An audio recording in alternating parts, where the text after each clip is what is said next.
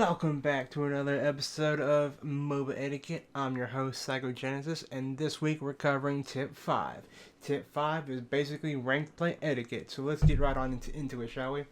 Now, this is basically just covering what people are going to expect from you and what you can expect from people, or you have the right to expect from people when you're playing ranked mode on any MOBA.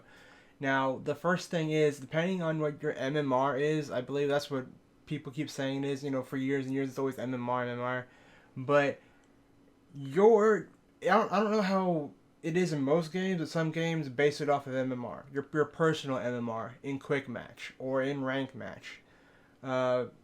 Is your position from top to bottom in terms of picks. Well, first pick, second pick, third pick, fourth pick, and fifth pick. Fourth and fifth pick are probably the most important picks. Not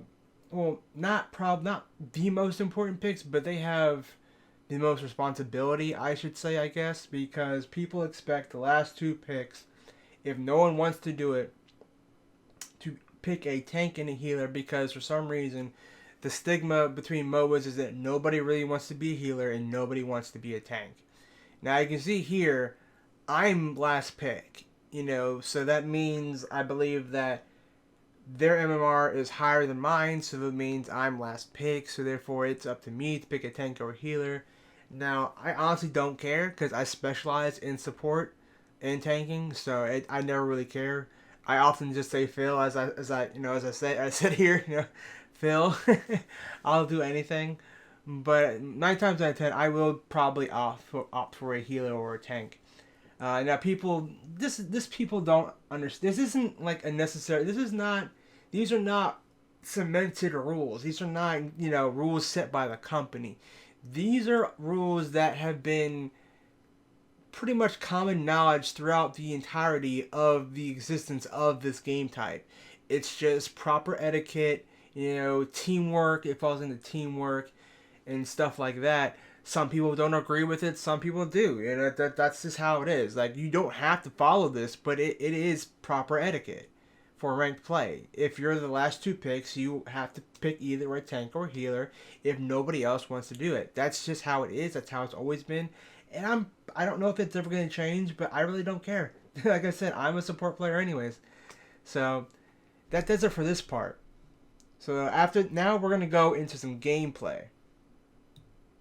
Alright, so with gameplay, nothing really changes in terms of the gameplay, but people do expect you to not do certain things that are very easily fucked up in quick match, and they expect you not to do it on ranked. There are plenty of things we'll go into it. First, starting with the meta. People take the meta a lot more serious in ranked, whether it's a meta they saw on a tournament, MLG, or a circuit, or whatever, or they try and be innovative. Everybody wants to be a fucking new innovator of the meta. But the basic meta is that the healers rarely go mid. If the only time the healer will go mid is if there is no other better choice, and if the healer can actually sustain the lane by himself and actually do some damage. If you can't, then you're not supposed to go mid. Basically, the healer is supposed to either go with the AD carry, a bruiser, an assassin, anybody else, anybody else, on either the top or the bottom. But that depends on what map you're playing. Certain maps I can only speak for heroes, because that's I'm pretty sure they're the only ones who have the vast majority of the amount of maps that they do. But with heroes, the healer, everybody, like for instance, the current meta right now in Heroes is that everybody goes mid, tries to push it down as soon as possible, and then they get as much progress done in the mid lane as soon as possible. If they fail, they disperse. If they're good, they stick at it for a little bit longer until everybody starts peeling off or whatever, and then they go and disperse. Now, on this map, that's pretty much how it is, but on another map like Blackheart's Bay, everybody is supposed to go to the mid regardless until the first chest pops, because that's where everybody's going to be at.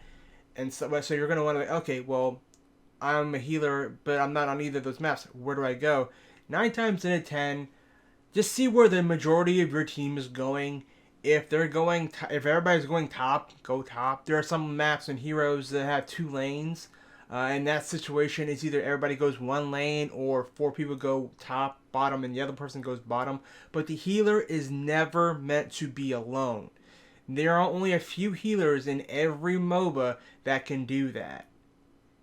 Now, that being said, it pisses me off the most when people force me to go fucking solo as a freaking healer when I can't do a solo lane because they don't know what they're doing. It gets on my nerves, and I'm sure there are a lot of people out there that there's so many things that people annoy the shit out of when they fuck up basic principles in fucking ranked. It's hard, but it happens. I understand it happens, but hey, the few basic things that you should never basically try not to do in ranked is to never bush check as a squishy. Don't overextend. Don't go into enemy territory unless you have a good escape plan or you're by yourself. Pay attention to the map awareness. You have to rotate. If you see something going down in bottom lane, you need to go down to bottom lane. People expect you to basically do all the tips we've done so far and be decent at them. Not be like, oh, well, I'm okay. No, they expect you to be decent at them. They expect you, if there's a rotation, they expect you to do it. If they want you to jump in a team fight, they expect you to do that. It's like you gotta, and you don't focus this, don't focus that, don't focus this, don't do that, blah blah blah. That's just all it is.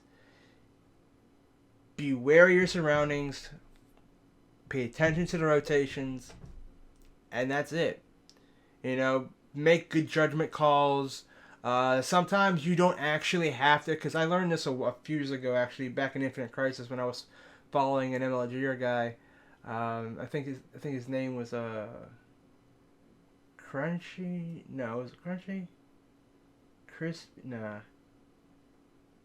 I can't remember his name. But anyways. Crashy. There we go. His name was Crashy. Anyways. He taught me that basically there are some times where you can sacrifice the objective to get progress in a lane. And that really depends on the map type and in the game you're playing on. Because he was playing Infinite Crisis, so it was completely different. That wasn't really an objective-based game. It's completely different with Heroes and other games like that. Given Heroes is really the only one who focuses on objectives, but still, it's pretty similar. But it's a judgment call that you got to make. Do I ignore the objective, or do I push the lane? Now, the only way I would say you can do that is if you have a character that's made for pushing, or a character that can push really decently and still get away. That's really the only time you can do that, in my opinion.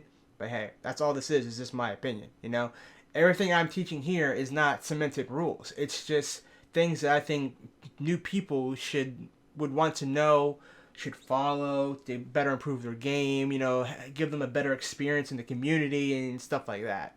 So nothing I say here is in stone. Nothing is like, this is the law of MOBAs. It's the unwritten law, basically. But anyways, that's it for this week. Take it easy and kick some ass.